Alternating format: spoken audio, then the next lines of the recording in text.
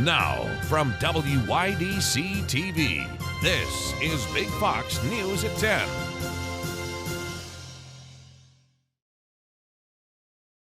Good evening, I'm Ann Emanuel. The Chemung County Sheriff's Office is investigating after a man was hit and killed by a train.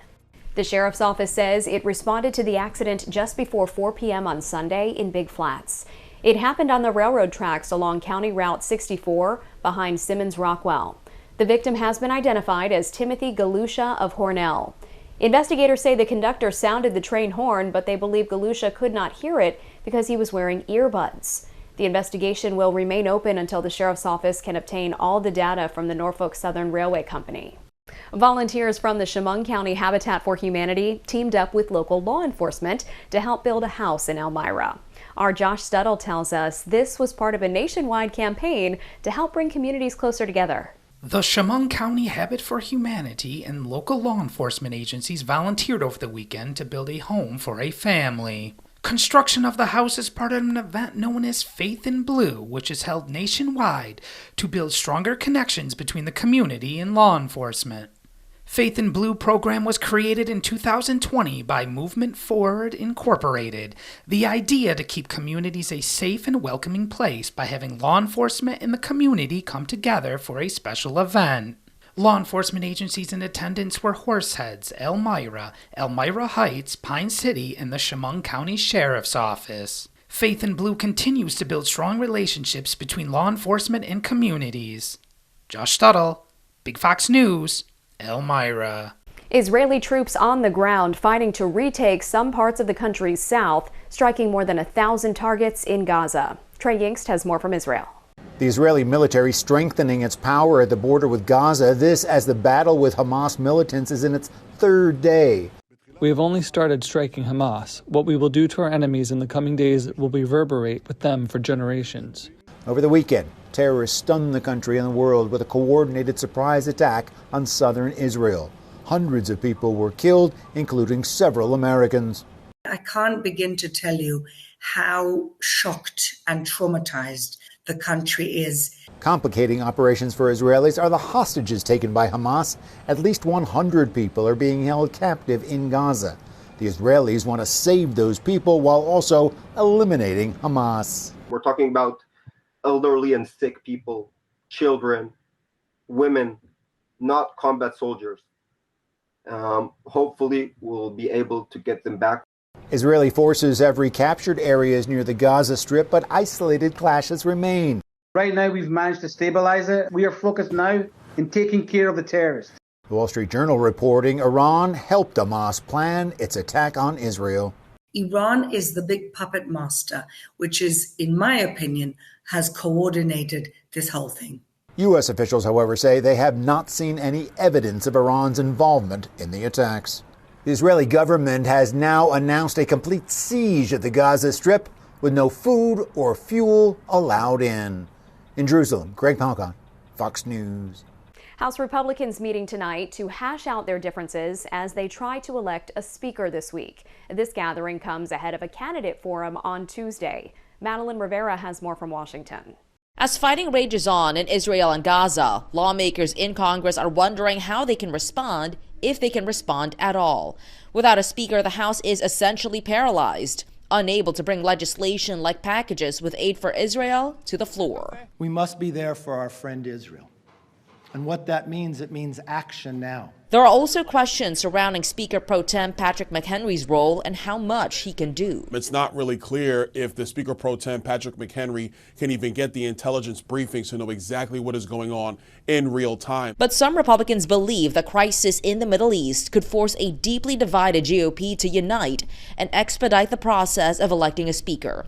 Two candidates are vying for the role: House Judiciary Chairman Jim Jordan and House Majority Leader Steve Scalise. Well, it's my hope that our Republican colleagues get their act together, can settle on a speaker who can receive 217 votes, and that we can move forward to get the business of the American people done. Others say they're willing to take action without a speaker, given how urgent the situation is. Meeks and I have been working on bipartisan resolution condemning Hamas for what they have done to Israel.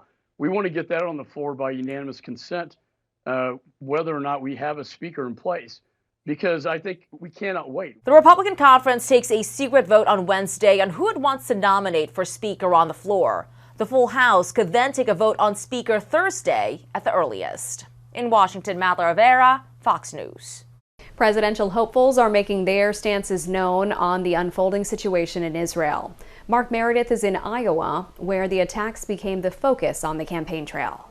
We're less than 100 days away from the Iowa caucus, and while we've seen candidates continue to barnstorm the state, given the news out of Israel in the last 24 hours, those candidates also pivoting to the international crisis, vowing to do all they can to support Israel.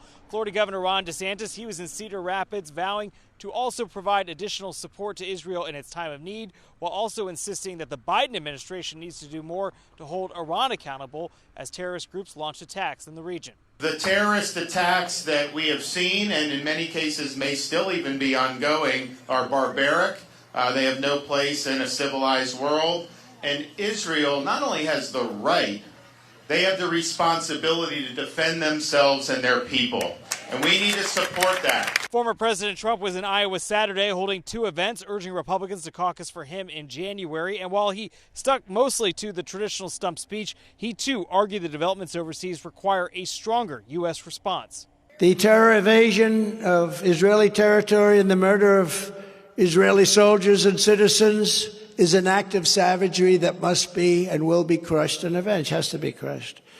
Israel's at war, and the United States has to support Israel. We've also seen, in addition to those statements of support for Israel, all of the Republican presidential candidates come out swinging against the Biden administration, with Governor DeSantis saying today he feels that the president was asleep at the switch when this attack occurred on early Saturday morning.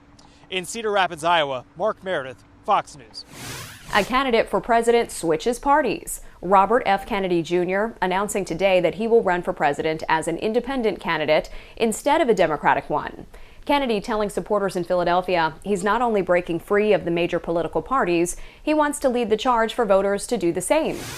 An independent candidate for president of the United States. That's not all. I'm here to join you in making a new Declaration of Independence for our entire nation. RFK Jr.'s switch theoretically puts him closer to voters who are unhappy with both political parties and want an alternative to the expected Biden-Trump options come next year. Working conditions and patient safety are behind a possible job walkout this week, and both issues happening at a pharmacy chain. Reports indicate that employees at 500 of the Walgreens 8,600 U.S. stores could walk off their jobs. Some technicians and even pharmacists are concerned that workloads are affecting patient safety. Walgreens says it's made significant boosts in pharmacists' salaries and hiring bonuses to keep good staff. Stay with us. Your complete workweek forecast is next. Here's your local stock market update from Big Fox.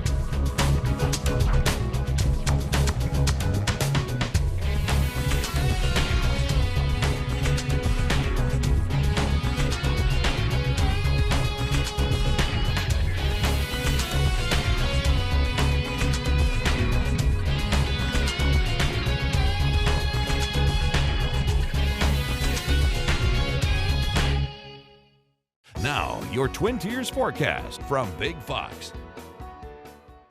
Over the weekend, we did feel the change of the seasons from going from record temperatures for nearly our first week of October to watching that downward trend of that wet weather bring us into those 50s yesterday. Over the weekend, we accumulated about a half an inch of some rainfall for the Elmira Corning area. And now we are seeing that we're still lingering underneath that system. What happened is it wrapped its way back towards portions of the Great Lakes between the Hudson Bay and has settled in, allowing for us to continue to battle times of some cloud cover. Some peaks of sunshine definitely still working its way through that cloud cover, but we're going to know that the clouds is going to be a battle that we'll have under this low pressure system at least into our Wednesday. We'll maybe get some brighter skies at times. Really will be dependent on how quickly that low pressure system can pull away, as we are going to watch that a new system is going to start to push that out and we could get a quick break at a high pressure system. Now what we'll note though is that there is going to be quickly moving a weather pattern as that low breaks down everything from the west is going to move across the United States pretty quickly, and that's going to shake out a few showers on Thursday and then bring us a stronger system for the weekend. So again, not looking great to get any of those fall activities done, as we'll have more rainy weather and we'll push those temperatures back down, as we are starting to make a slight improvement after falling into those upper 50s, which isn't too cold for this time of the year. We're heading back to those lower 60s, which a low about the lower 40s and a high in the lower 60s is what's pretty seasonal for a mid-October day. So we'll see that battling some areas of some cloud cover will keep us from totally bottoming out those temperatures as we top off or bottom out there into those lower 40s.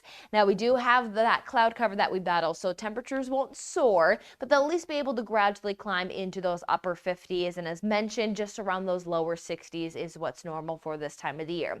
So just quickly looking at the forecast as well, do note that we still may talk about a few showers, especially for those closer to the Finger Lakes as well as the Great Lakes region. That is where the moisture is most confined. Locally, we have some dry air feeding in, but we're in that middle ground of dry air feeding in, but still being able to be clipped by that upper level low pressure system. So can't rule out maybe shaking out a sprinkle or two, but the accumulation is looking little to none. But we do at least see that feature, so we'll at least mention some chances through Wednesday morning, and then we'll continue to talk about trying to get some breaks of that sunshine around farther off to the south you are. That looks to be the best chance, but we will note that temperature-wise, as mentioned, lower 60s is where we're trying to extend towards, as that average high sits around about 64 for Elmira. Now, Wednesday looks to be the better chance to maybe work into some brighter skies by the afternoon. Again, a weak high-pressure system slides on through and gives us a chance at that, but again, it moves off pretty quickly and ushers in our next system that will at least bring us a few scattered showers Thursday and Friday, very light accumulation. Our bigger impact day is going to be Saturday and Sunday, where temperatures will cool and we'll have some blustery winds.